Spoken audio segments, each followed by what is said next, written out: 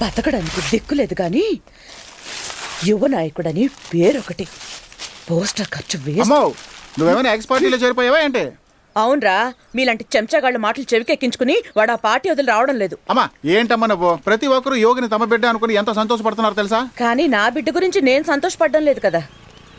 అమ్మా ఏ రోజైతే వాళ్ళ నాన్న పోయారో ఆ రోజు నుంచి ఆ పార్టీ ఆఫీసే వాడికి దిక్కయింది. పోను పోను వాడే తెలుసుకుంటాళ్లే అనుకున్నాను. ఏ రోజైతే కాలేజీకి వెళ్ళను పార్టీ ఆఫీస్కే వెళ్తాను అని అన్నాడో ఆ రోజు నుంచే వాడితో మాట్లాడటం మానేశాను. ఏళ్లు గడిచిపోయాయి కానీ వాడు మారేలా లేడు. మా నాకు సందేహం. ఏంటది? నీ కన్నబిడ్డ అనే మాట విన్నప్పుడు నీ దగ్గర చదువుకునే పిల్లలు మాత్రం వింటారా ఏంటి? కొట్టనంటే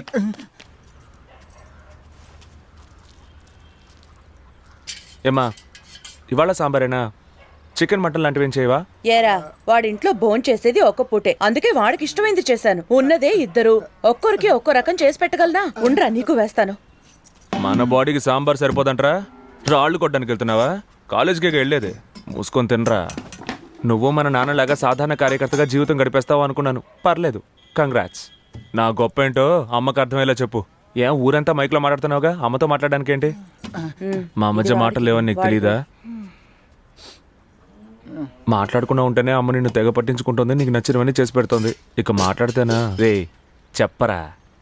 అయ్యగారు, నేను ప్రొఫెసర్ని, బ్రోకర్ని కాదు. చదువుకున్న పొగరు. రే భగతు, నువ్వు చెప్పరా. ఇప్పుడే పోస్టర్ చింపేసింది. నేనేం చెప్పను? నీకు చదువుకొని పొగరా? చెప్పరా అంటే. అమ్మా యోగికి యూత్ లీడర్ పదవి ఇచ్చారమ్మా. ఇస్తే దాంతో నగా నట్రా వస్తుందా? బోల్డ్ నట్టు కూడా రాదమ్మా. రాజకీయాల్లో పాలిటిక్స్ చేస్తూ కాస్త కూస్తో కమిషన్ వస్తుంది. కానీ యోగి కదా, అది కూడా రాదు. తెలుసు. రే మూసుకొని తినరా. ఏంటి మూసుకొని తినేది? అసలు దోశ వేస్తే కదా. వీళ్ళలాగా వీళ్ళబ్బలాగా నిజాయితీగా ఉండేవాళ్ళు రాజకీయాలు పైకి రాలేరు. వెళ్ళి రైస్ మిల్ మంగరాజన్నని కలవమను. నేను ఆయనతో మాట్లాడాను. 10,000 రూపాయలు జీతం ఇచ్చి లెక్కలు రాయడానికి పెట్టుకుంటాను.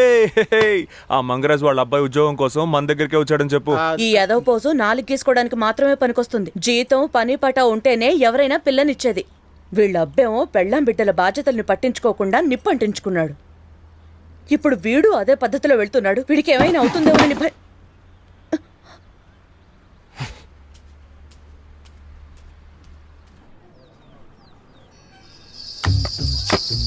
చూడన్నా, నువ్వే బాగా చూడు.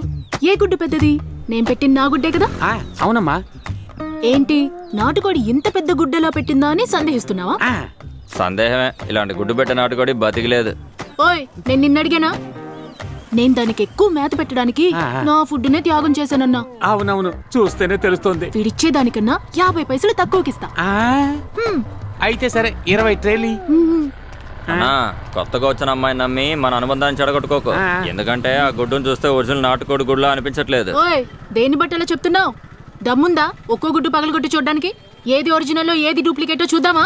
అమ్మమ్మా, ఎందుకమ్మా ఉదయాన్నే కొట్టి ముందర అనవసరంగా గొడవ? నువ్వేయమ్మా. రే నువ్వు పోరా. అమ్మాయిని చూస్తే చొంగ కార్చుకుంటావు. నువ్వు నీ అబ్బా ఒకే రకమే. మర్యాదరా. నీకు మర్యాద ఏంట్రా?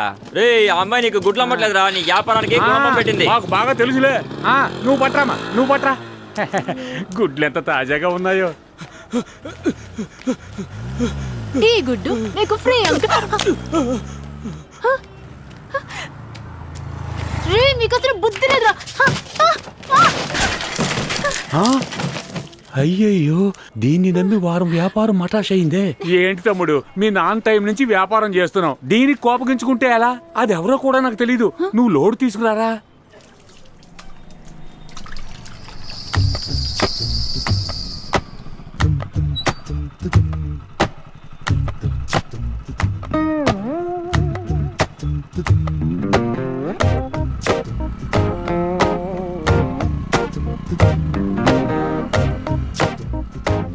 అమ్మమ్మా, నీ గుడ్లు కింద పడేలా చేశాను నాకు తమ్ము.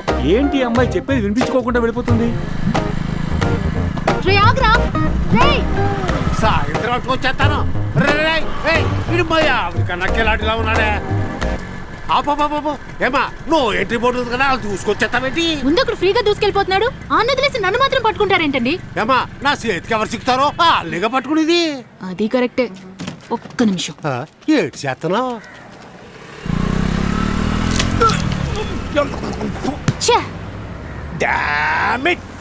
ఓయ్, రాయి మీదకి సిరానా గడ్డ పారేసిరానా? గుడ్డే కదా కదా విసిరింది. మోసుకొని వెళ్ళు. Thank you very much. ఎవరు బాగా చూసారేమో.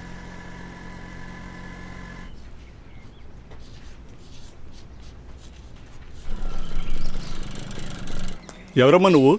రామలింగం సార్ని మీట్ అవ్వాలి. గుడ్డు మాలతి అని చెప్తే చాలు. క్యాంటీన్కి గుడ్లు సప్లై చేసే విషయం ఫోన్లో మాట్లాడాను. ఆయనే డైరెక్ట్గా వచ్చి కలవమన్నారు. Copy this. వద్దంటే వినడే పోకిరి, ముద్దులతో ఒకటే కిరికిరి.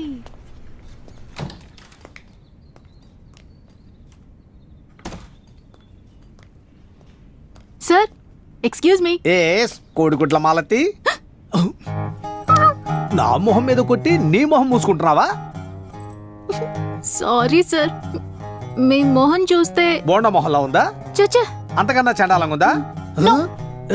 నీకెంత ధైర్యం ఉంటే నా మొహానే గుడ్డుతో కొట్టి నా కాలేజీకి వచ్చి నన్నే గుడ్లకి ఆర్డర్ అడుగుతావా? ఇంకెవరిని అడగాలి అదిగో సార్? వెళ్తున్నాడే. ఆయన్నా? కామెడీయా? నాకు అసలు బొత్తిగా నచ్చదు. నువ్వు తల్లకిందులుగా తపస్సు చేసినా ఈ ఆర్డర్ నీకు రాదు.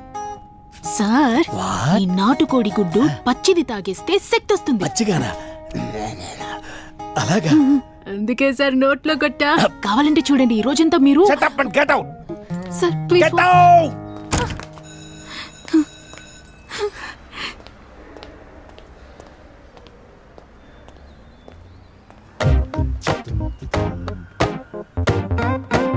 ఓయ్, ఓయ్, ఓయ్, ఓయ్. ఏం క్లాస్ పాప? ఎవరు కావాలి? పాపానా? అంతా కలిపి 4500. 4500 అని చెప్తున్నాను కదా. నేను ఇక్కడ ప్రొఫెసర్గా ఉన్నాను. అలాంటి బ్యాడ్ హ్యాబిట్స్ ఏం లేవు. నీ వల్ల నాకు ఎంత నష్టం జరిగిందో చెప్తుంటే నా గురించే తప్పుగా మాట్లాడతావా? Phone phone phone. ఉంచుకో. డబ్బిచ్చి ఫోన్ తీసుకెళ్ళు. ఏమంటున్నావురా? ఓ అమ్మాయి నిన్ను కొట్టిందా? సాంబార్ వద్దు, మటన్ వేయి, చికెన్ వేయి అని అడగడం తెలుసు కానీ తనని తిరిగి కొట్టడం చేత కదా నీకు? పాపం అమ్మాయి నా వల్లే నష్టం జరిగిందని చెప్పింది. నేనే తప్పుగా మాట్లాడాను. నా పోలికలు వాడు ఎవరి దగ్గర తను వాడే ఏంటోడేమో. వాడు చేసిన పనికి అనవసరంగా అది నిన్ను కొట్టింది. నువ్వేం చేస్తావంటే దానింటికి వెళ్ళి అది చేసింది నేను కాదు మా అన్నయ్య అని చెప్పి అది ఇచ్చింది దానికి తిరిగి ఇచ్చేసిరా. అప్పుడే నీకు సరే, రాత్రికి ఓకే. భోజనం పెడతాను. రే, ఆ? ఎక్కడికి వెళ్తున్నావురా? లోపలికి వెళ్ళి- రా ఇలా. రారా. అంటే రా. అది ఏంటి? రా. ఓ ఒట్టి బుద్ధావతారం.